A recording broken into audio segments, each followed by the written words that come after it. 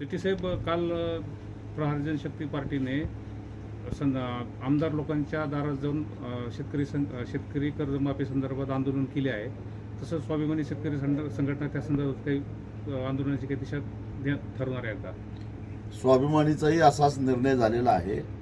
कारण महायुतीनं विधानसभेच्या निवडणुकीच्या काळामध्ये जाहीरनाम्याद्वारे शेतकऱ्यांना संपूर्ण 7/12 कोरा करून देण्याचं आश्वासन दिलेलं होतं. त्याचबरोबर हमीभावाच्या 20% अनुदान देण्याची घोषणा केलेली होती. या दोन्ही घोषणा हवेत विरलेल्या आहेत.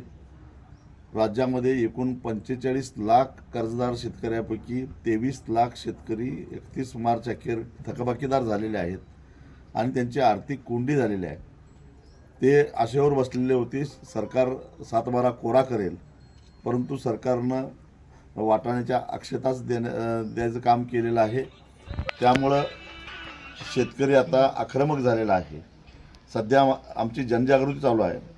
यापुढं ज्या पद्धतीनं प्रहार जनशक्तीनं सत्ताधारी महायुतीच्या आमदारांच्या दारात आंदोलन केलेलं आहे, आम्ही महायुतीच्या मंत्र्यांना आणि नेत्यांना जाहीर कार्यक्रमामध्ये जाऊन विचारणार आहोत की तुमची अवकात नव्हती, तुम्हाला जमत नव्हतं तर हे आश्वासन का दिलं.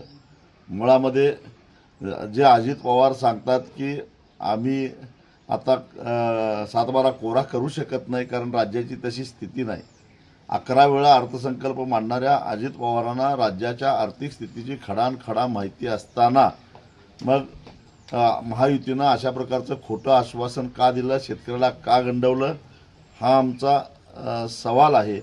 आणि मग राज्याची आर्थिक स्थिती बिकट आहे तर शक्तीपीठसारख्या 86,000 कोटीचे प्रचंड खर्चिक प्रकल्प महाराष्ट्रावर लादण्याचा प्रयत्न का होतो, याही प्रश्नाचा जाब आम्ही त्यांना विचारणार आहोत.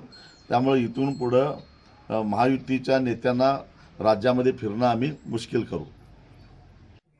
गेल्या महिन्यामध्ये मुंबई उच्च न्यायालयाने ऊस उत्पादक शेतकऱ्यांना एक रकमी विनाकपात FRP द्यायला पाहिजे अशा प्रकारचा आदेश दिलेला आहे. 2022चा शासन निर्णय रद्दबातल केलेला आहे.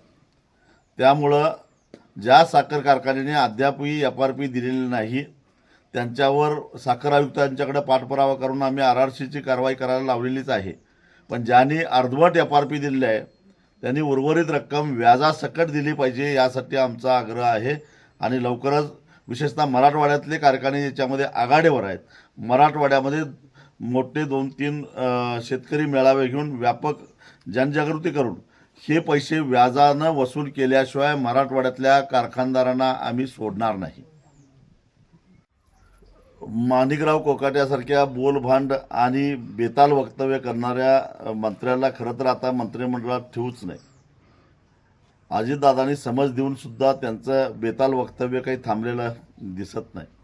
माणिकरावांना एवढं कळायला पाहिजे होतं की कांद्याचं उत्पादन जास्त झालं म्हणून रडत बसायची गरज नाही. आज जगभरामध्ये कांद्याला प्रचंड मागणी आहे. माणिकरावांनी केंद्रात जाऊन जे आयात शुल्क आत्ता 0% आणलं ते जर का 2 महिन्यापूर्वी आणलं असतं तर हा सगळा कांदा जगाच्या बाजारामध्ये विकला गेला असता आणि कांदा उत्पादक शेतकऱ्याला 4 पैसे मिळाले असते.